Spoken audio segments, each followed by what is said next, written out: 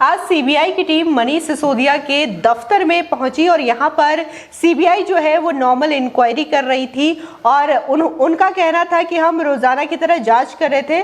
और वहीं पर मनीष सिसोदिया ने ट्वीट करके ये बड़ा दावा कर दिया कि एक बार फिर से सीबीआई की टीम उनके दफ्तर पर पहुंच गई और उन्होंने छापेमारी कर दी है। नमस्कार, स्वागत है आपका हमारे चैनल में और मैं रानी गुप्ता आपके साथ। आज दिल्ली में चीजें देखने को मिली कि कैसे मनीष सिसोदिया और जो उनकी पार्टी के लोग हैं कहीं ना कहीं डरे डरे से नजर आ रहे हैं, चाहे फिर बात हम ईडी की इंक्वायरी की करें या फिर सीबीआई की जांच की करें, क्योंकि सीबीआई जो है वो नॉर्मल तरीके से तलाशी करने गई थी, जांच करने गई थी, क्योंकि उनका कहना है कि वो बस रूटीन जांच करने के लिए गई थी। लेकिन मनीष सिसोदिया ने ट्वीट करके ये बड़ा दावा कर दिया कि सीबीआई की टीम उनके दफ्तर पर पहुंची है और यहां पर वो रेडमारी कर रही है। अब इस चीज को लेकर के एक बार फिर से सियासत छिड़ चुकी है। इस तमाम मुद्दों पे हमारे साथ बात करने के लिए हमारे स्टूडियो में मौजूद हैं राजनीतिक विशेषज्ञ यादव जी। आपका स्वागत है हमारे चैनल में। आप क्या कहेंगे जो मनीष सिसोदिया दावा कर रहे थे, क्या लगता है आपको कि ये जो दावा है उनका डर दिखाता है कि उन्हें सीबीआई और ईडी से कितना डर है? एक्चुअली क्या है, ये उनका डर नहीं दिखाया जाता, ये उनका मानसिक दिवालियापन दर्शाता है ये। और वो कहीं ना कहीं हर चीज को जनता में ले जाके सिंपैथी गेन करने के चक्कर में रहते हैं। अभी तो कोई इलेक्शन भी नहीं है, ये बेसिकली एक रूटीन चेकअप था जो शराब घोटाला जो मामला चल रहा है उसके रिगार्डिंग ये बेसिकली रूटीन वो था और रूटीन जांच चल रही थी, उसके लिए सिर्फ वो गए थे। इन्हें छापे में और रूटीन जांच में फ़र्क ही नहीं पता। पहले तो मुझे कहते हुए बड़ा अजीब लगता है कि दिल्ली के जो शिक्षा मंत्री हैं उन्हें नॉलेज ही नहीं है, पता नहीं कैसे शिक्षा मंत्री बना दिया दिल्ली की जनता ने उन्हें। आप ये देखिए कि रेड और जो रूटीन जाँच होती है दोनों में बहुत फ़र्क होता है। जब रेड होती है तो आपका पूरा लॉक कर दिया जाता है, आपके फ़ोन वगैरह सारी चीज़ ले जाती है और पूरा सेटअप होता है। रेड का प्रोसेस अलग होता है, रूटीन का अलग होता है। तो इन्हें यही नहीं पता कि ये रेड है या रूटीन है। दूसरी चीज़ जो आप कह रहे हैं कि ये डर रहे हैं, डर नहीं रहे हैं। एक्चुअली डरे तो हुए हैं ही हैं, वो अलग चीज़ है। लेकिन ये मैटर क्या है, ये जनता को ये दिखाना चाहते हैं, जनता से सिंपैथी गेन करना चाहते हैं कि देखो मेरे यहाँ फिर रेड हो रही है, देखो मेरे यहाँ फिर रेड हो रही है। इन्हें एक्चुअल में पता ही नहीं है कहना और क्या है, क्योंकि एक्चुअली जो एक के बाद जो इनके गुनाहों की और जो इनके घोटालों की जो एक के बाद एक जो परत खुलती जा रही है उससे ये बुरी तरह से बौखलाए हुए हैं। और ये जनता में कहीं ना कहीं इन्हें भी पता है, इन्हें खुद को लग गया है कि आगे आने वाले समय में इनकी सरकार, इनकी सत्ता, इनकी जमीन खिसक चुकी है, आगे ये कहीं नहीं रहेंगे। तो ये कहीं ना कहीं क्या करते हैं, पब्लिक को बेवकूफ़ बनाने के लिए, सिंपैथी गेन करने के लिए करते हैं कि भाई हमारे यहाँ रेड पड़ी है, ये पड़ी है, वो चीज़ मिली है। और एक चीज़ और कहना चाहूँगा, ये कह रहे हैं कि मेरे यहाँ क्या मिला है, पहले भी नहीं मिला, कुछ अभी नहीं मिला। कि मेरे गांव में भी गई सीबीआई की टीम, लॉकर भी देखो, जब कोई भी केस होता है, कोई भी घोटाला होता है, उसकी जांच होती है तो वो आपसे रिलेटेड जितनी भी चीज़ें होती हैं उसे सारे तरीके के सबको खंगाला जाता है तरीके से। एक सिस्टम होता है, एक प्रोसेस होता है उसका।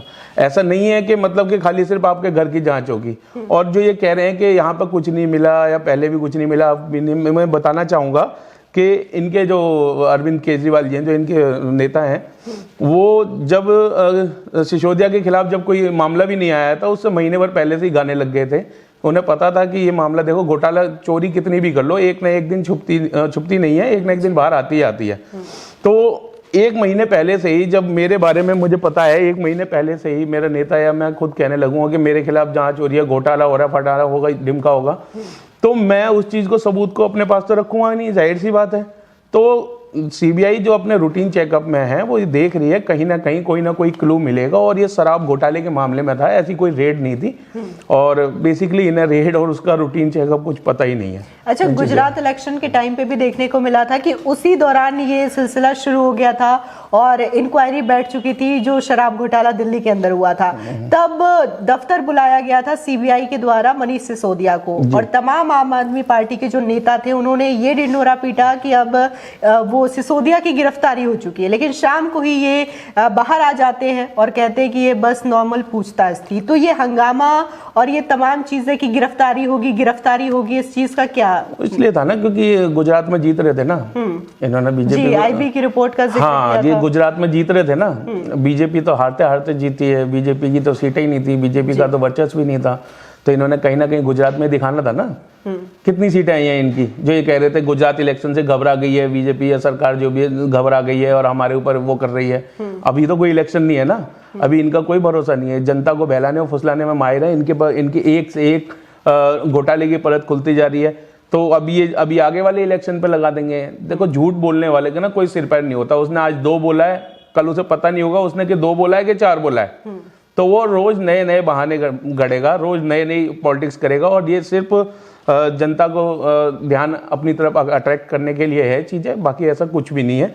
और मेरे हिसाब से तो इन्हें जो जिस तरीके से ये बिहेव करते हैं इसके लिए कोई ना कोई एक्शन तो लेना पड़ेगा। और एलजी जिस हिसाब से काम कर रहे हैं और उन्होंने जिस हिसाब से पकड़ बना रखी है, जैसे ग्राउंड पे भी जाके जो काम कर रहे हैं, तो इन्हें कहीं ना कहीं बुरा लग रहा है कि मेरा नाम क्यों नहीं आ रहा आप गवर्नमेंट को, क्योंकि ऐसा होता है ना और सीएम के बीच तकरार बिल्कुल तकरार यही बढ़ती जा रही है ना, क्योंकि ये देखो केंद्र शासित प्रदेश है तो मिलके होता है। आप 6 महीने से तो आप खुद ही गायब हो, अब एलजी कोई काम कर रहे हैं तो उस चीज को लेके बौखलाहट तो होगी। अब बौखलाहट होगी तो कुछ ना कुछ तो इल्जाम लगाएंगे ही। तो अब ये इसका लगा देंगे, रेड का लगाएंगे, रूटीन चेकअप को रेड बताएंगे। ये तो रस्सी को सांप बनाने की इनकी आदत है। तो जो जरा सा कुछ होगा उसको बढ़ा चढ़ा के और बताया जाएगा। अब रूटीन चेकअप को ये रेड बता रहे हैं, इन्हें पता ही नहीं रेड और रूटीन में क्या फर्क है। अभी एलजी के साथ मीटिंग भी हुई थी शुक्रवार को, सीएम केजरीवाल की और दिल्ली एलजी की। तो केजरीवाल बाहर आते हैं और ये कहते हैं कि एलजी बोल रहे हैं कि मैं सुप्रीम हूं और सारे पावर मेरे अंडर में है और हमें काम नहीं करने देते। और एलजी की ओर से कहा जा रहा है कि अरविंद केजरीवाल जो भी बातें कह रहे हैं वो पूरी तरीके से भ्रामक हैं और झूठे हैं, मनगढ़ंत चीजें ये बोलते रहते हैं। मैंने कहा ना, ये इतनी झूठी पार्टी है, ये अपने अलावा किसी और को कुछ समझते ही नहीं है। इनके आगे आप किसी को भी खड़ा कर दो, आप ये सबको झूठा ही बताएंगे। काम इन्होंने करना नहीं है। पहले भी आपने देखा होगा जो आज एमसीडी में जो आज बीजेपी का हारने का कारण यही रहा है सबसे बड़ा।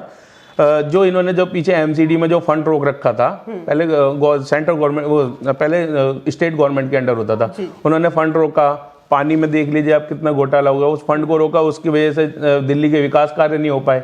मैं कह रहा हूँ पार्टी से हट के ऊपर की थोड़ी राजनीति करो, जनता के लिए काम करो। आपको जनता ने चुना है, जनता के लिए काम करना है आपको। लेकिन आप इस तरीके के ये राजनीति करेंगे, आप एक दूसरे पे आरोप प्रत्यारोप की राजनीति करेंगे तो उससे दिल्ली की जनता का तो भला होने का नहीं है। आप कितना बल कराएंगे जनता को, आप कितना बल कराएंगे? देखो कहीं ना कहीं जनता समझ रही है। पहले से आप देखेंगे इनका वोट परसेंटेज भी कम हुआ है दिल्ली में, तो जनता कहीं ना कहीं समझ रही है। और ये काठ की हांडी एक बार चढ़ती है, देखो बार बार नहीं चढ़ती। आप जितने ज्यादा आप ये सोचोगे कि मैं आरोप लगाऊं या झूठ बोलूं तो जनता मेरी सुन रही है, आप उतना ही अपना वोटिंग परसेंटेज डाउन करते जा रहे हैं। और धीरे धीरे आगे आने वाले टाइम में ना आपका मतलब सत्ता यहाँ से बिल्कुल चली जाएगी। अच्छा, अरविंद केजरीवाल और उनकी पार्टी ये भी दावा करती है कि 2024 में मोदी वर्सेस केजरीवाल का इलेक्शन होगा, इस पे क्या कहेंगे?